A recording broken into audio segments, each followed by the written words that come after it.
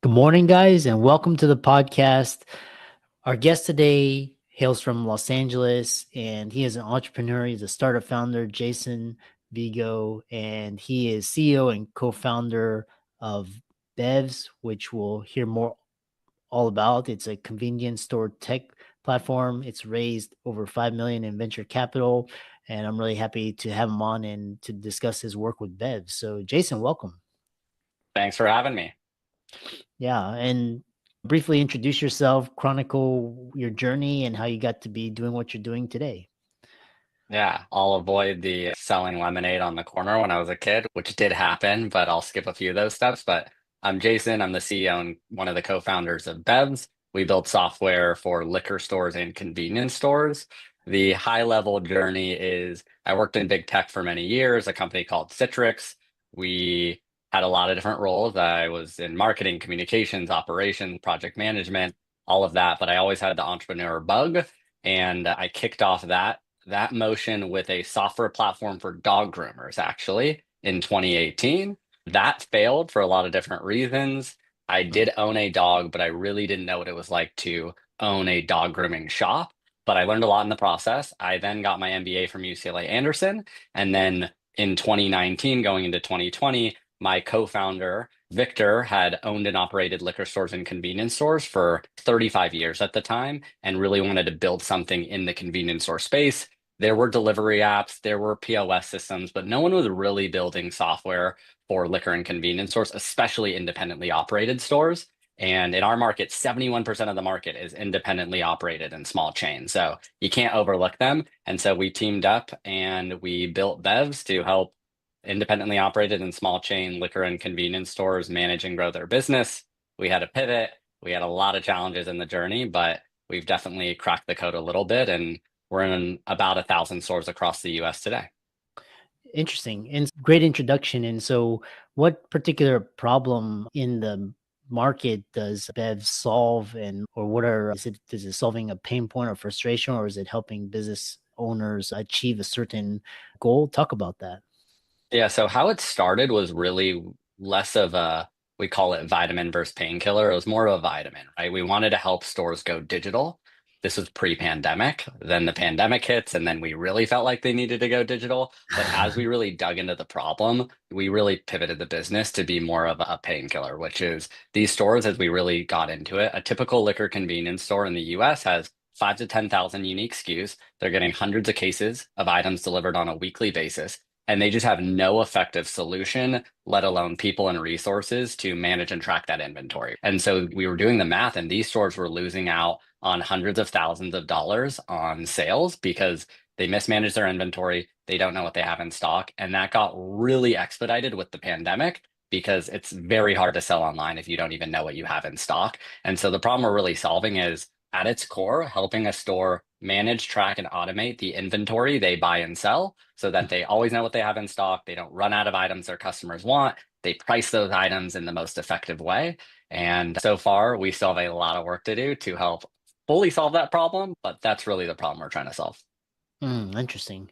And it's an interesting problem small business owners have in this space. How are you thinking, or how are you using artificial intelligence to help? Because it seems like it's a data, like inventory tracking problem. So how are you using AI to help you? Unfortunately, I don't have the best AI story, but we are doing a little bit. So, where we really dove into it was instead of using a flashy AI story or like trying to do voice automation, these are all things we are building. So, over a time, a store can automate a lot of different stuff. Where we really play in the AI world is the data side, which is there is a very specific set of data, what is being bought and sold in independently operated retailers that nobody has today. Our mission first and foremost is to capture the data. And frankly, we still have too much more work to do to capture all of that data before we really start like applying AI models, but we're getting close. And so in the next year, we will have real time in store purchasing and sales data. When we have that, the vision is to layer on a lot of these AI tools, which will be automation, predictive pricing, predictive out of stock items. Trends is a really big one. Like predicting a trend before it happens based on what we can see across thousands of stores. So, unfortunately, very little in AI today, but I think we're gonna be better positioned than most because we'll have data that nobody has. And so I'm really excited about you can bring me on in a year or a year and a half, and then I will tell you all the really cool AI stuff we're doing. Yeah, interesting. The other, so what's interesting is you've been through a lot of failure, mistakes, learnings, growth, and win. And so share some of your biggest wins with Bevs and what you learned from it, and and also your failures too. Yeah, too many failures to count. No, we've had, I think, our fair share. I'll kick off with the failures and go into the wins because the wins are a little and more positive, but a few of the failures. And failure is a tricky word because whether we call it failure or big mistakes or whatever you want to call it, we'll call it failures. We made a lot of those, which is, I think the start was we invested a lot of time, money in the original Bevs, which was essentially another delivery app, a competitor to DoorDash or Grubhub or Uber. That was the wrong solution to the right problem. And so we put a lot of money, time, resources, and the pivot into the next sort of failure was we played in both realms too long. We were pivoting the business to a B2B SaaS platform, and we were trying to do both at the same time. And it was just, we couldn't do both well. So that was failure number two. I think another sort of big failure we made was once we started growing really fast. We started noticing like the new solution was really solving a problem for stores. I raised venture capital and we grew really fast. We hired sales really fast, and I'm a very hands-off leader. I realized too hands-off. And so we started overselling the platform. We weren't properly onboarding stores. And so we started to churn a lot of customers, and we realized we had to pump the brakes a little bit, reinvigorate our process, our training, who our ICP customer is. So those are a few of the biggest ones. I think outside of that, like I take a lot of blame for certain hires we made, hires I didn't properly onboard or train, but I like to believe we keep learning and growing from it. Shifting to the positives, what things have we done really well? I think we've listened to the customer really well, right? So we went to market with a totally different solution. We listened to their needs, we fixed them. I think another thing we did really well is we stayed focused on a very specific subset. So I'd get these questions all the time. Are you going to go to a different market? Like, how big can this get? And every time we're like, no, we are hitting independently operated and small chain liquor and convenience stores, hard stop. Is there a 5 or 10 year plan where maybe we do other things? Possibly. But for now, I'm not even planning that. It is how do we really dominate in this sector and help an audience that has been overlooked? And especially in VC, VC does not love selling to independently operated mom and pop businesses. I think the third that I'll finish off with is how to identify and capture these stores. So, like, they're not self-identifying online. That's part of the problem that we're fixing. So, you can't just do Facebook marketing or search optimization or any of that. We are sending physical postcards. We are having them call us from landing pages. We have to physically visit a lot of these stores in person. And I think we found a really unique motion to acquire a set of stores who is not digital yet in an effective way with strong unit economics, which was always a fear. So those are a few of the things. I think, yeah, a lot of things we're trying to do more, but we're on track. Interesting. So the next question I have for you is how do you what is your total addressable market for this industry, and it sounds like you're a first mover, but how are you keeping competitors at bay like copycats, and what's your USP? Yeah, so our TAM, like our total addressable market, is a little over 300 billion. Where we get those numbers from, so this is a bottoms up model, right? So we're really looking at what can we actually sell. So there's 152,000 convenience stores in the US. There's 1.2 million globally. Looking at the total market, we are looking at a global market. The few ways we expect to make money, most of them we are doing now, not all of them. One of them is subscription, right? We do charge a monthly subscription today. That's part of it. A second is revenue share. So we help these stores make money selling online. We do take a piece of that as we help these stores. We're doing several million in GMV today. So we are bringing millions of dollars in revenue to our stores today. The third is an interesting one we're starting to play in, which is data monetization. As we have all this really interesting information, what you asked before around AI tools, yes, we can apply those to the store, but know who wants the data more than anyone, even more than the store, is the brands. snack and drink brands, Pepsi, Coke, Anheuser-Busch, Miller Coors, right? These huge companies selling into convenience stores, they want the data. So we just started monetizing data. The fourth being we see a future where there's like merchant processing, right? Where we can help literally manage the payments in store and online. We don't touch that today. So that's really when I look at the total addressable market. To your second question, like how do we wedge out competition? It's a funny place we play in, which is we absolutely have competitors. But usually we are not competing with them because they do not want to go to the independently operated and small chain stores. So 90% of the time, we are not competing with a competitor in the store. It is them doing nothing digitally, not looking, have not optimized or not selling online. And then we come in and get them to go from not doing anything to actually digitally managing inventory, selling online. Occasionally we come into a competitive sort of situation, but really the short answer competition is the store's not doing anything instead of doing digital. Interesting.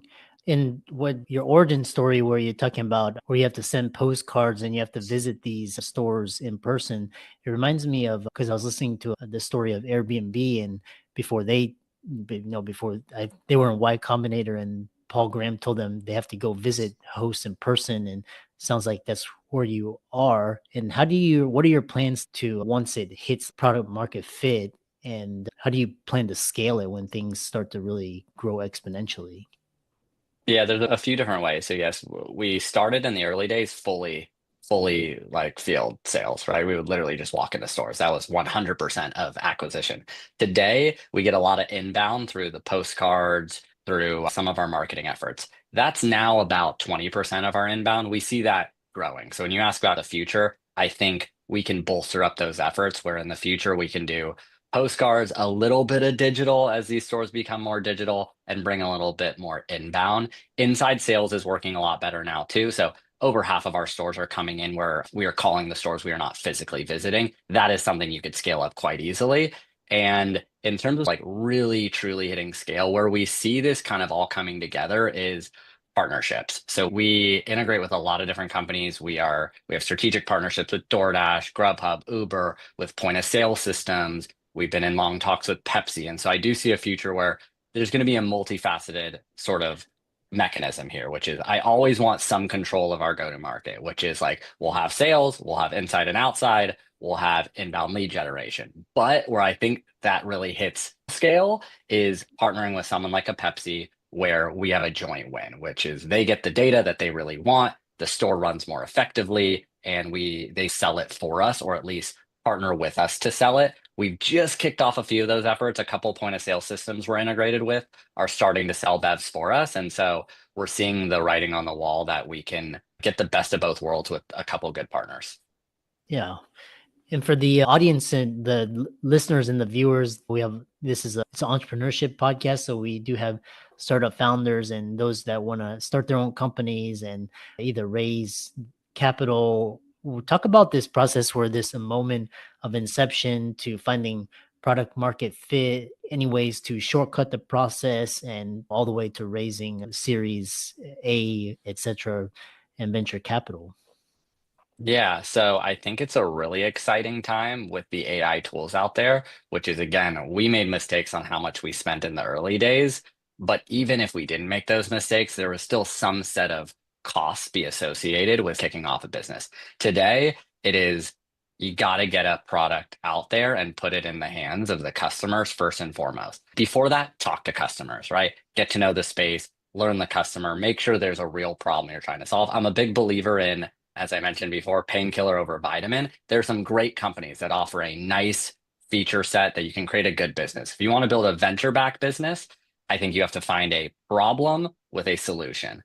Then part two would be use the AI tools out there. Like I'm looking at some of these tools now, and you can get a website or app off the ground in weeks. It won't be perfect, but you can get a real thing off the ground, put it in the hands of customers, let them use it.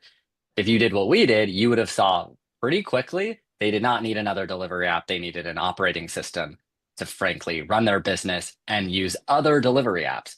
Get to that quick. So the quicker you get this in the hand of customers, paying or not paying, get it in the hand of customers, you'll see. You might have nailed it. Maybe you got lucky, in my opinion, but you might have nailed it. If you didn't, you reiterate, get the solution there, get it into more customers. Once you get a customer paying for anything, that is when you can start to kick off the conversations around fundraising. There are different realms. I could go on and on about venture capital. It's had a lot of pain for me and a lot of excitement. We wouldn't be here today without some great investors. But when you're looking at family and friends rounds, pre-seeds, I'm a big fan of like accelerators. So in LA, there's Slauson has an accelerator, Techstars has an accelerator. This is where you can get a couple $100,000 to really leave your job, assuming you're working at the time. Maybe you're not, but assuming you are. For me, I was doing Bevs in my full-time job at first because I didn't have the ability to just not have a job. So I love accelerators. They're this perfect balance of getting a ton of resources, help, focus,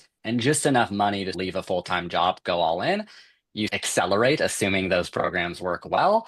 And the momentum is really what it's all about is once you start to, even if you're not at product market fit, like to raise venture and really grow, it's how do you see consistent up and to the right? That could be revenue, that could be customers, that could be usage, something like that. And you go raise money when you have the momentum. And that's been the game we've played. Sometimes you can't control momentum and you have to hunker down, get more lean, rely on your current investors or team, et cetera. But that's in a nutshell what it looks like. And now, as we've hit product market fit, we're really going to these larger rounds. We're also getting approached by different acquisition opportunities that are really interesting to me. People that I've seen a sum is greater than its parts. And I'm excited to see where we can take this either with some additional capital or as part of a merger or acquisition where we really win together. So we'll see. Yeah. And I love how you describe the process and talk about this because there's a lot of people they want to just remain independent. They don't want to raise venture capital. They just want to be solopreneurs or small business owners or like lower, less scalable or on a lesser scale. So how do you decide whether to go like super big, like you're going versus just doing your own thing and being successful there? How do you decide that? Yeah, I think the big thing to think about is what the competition looks like and what your customers' needs are. So for us, transparently, there was a piece of it which is we were always behind. We spent too much money and took investor money so early that once then we build the team, we get a really good team, we bring on a lot of customers. Like we were in the hamster wheel, which was like I couldn't just go profitable at that point. We had too many customers that needed too much support. And so we had to keep fueling the flame to raise money. I think if you are selling to a customer and you can create a product that is solving a need and you are not getting beat by competition time and time again, don't go raise external. It also depends on your personal needs, right? Like for me, it was I could not leave my full-time job and just not make money for a year and a half while I built up a startup. And so I think for me, to round that up, I think it's a couple pieces, which is if you don't need to build features really fast or support hundreds of different customers, you don't need to go raise venture. But I'm an advisor to a startup that they're seeing their competition raise tens of millions of dollars and then beating them in the market. You'll see that pretty clearly where you asked me the question, and that actually wasn't our case, but it was if I start losing customers because I can't build the features they need, I might need to go raise money and build faster. And really the goals you want to set in terms of your own equity and all of that. I think we maybe raised too much too early in terms of our current business, but like looking back, I think a balance is a really good place to be. There's so much talk around like VC or bootstrap. There's a huge spectrum in the middle. There's private equity, there's growth equity, there's very specific pre-seed and seed investors who like want to see you get profitable and not raise after. So I'd say like really determine your needs, make sure you're positioned to win in your market, learn really fast, and then maybe consider a smaller or unique type of investor who'd be a really good fit for you, where you get to keep a lot of your equity, make a little more money, and then be a little more aggressive. If I could hit the restart button, I'd play in that middle ground. Yeah. And then I know you're still early, but talk about your thoughts about getting acquired versus going public or different exit plans and strategies. Yeah, so I'm a little unique as a founder, which is I've never cared a ton about my own equity. It's always been just I want to see the market change. I think it's an overlooked market. Again, 71% independent and small chains, primarily first generation Americans that are like have just been overlooked, yet they have great businesses. Most of our stores are doing over $1 million in sales a year. And so for me, it's whether it's raise more money or it is get acquired, whichever gets us to the mission and the vision faster of basically helping these stores operate as if they're mini Walmarts and compete against the bigger players and win. I think we all want to see the local retailers win instead of it all being Amazon and Walmart. And we're taking acquisition conversations now, which is earlier than you'd normally see for a company of our size. But there's a handful of companies that I'm seeing that I go, us together in 5 years will be so much faster. And I can't raise enough money to meet what you can do, but it's going to depend on the company.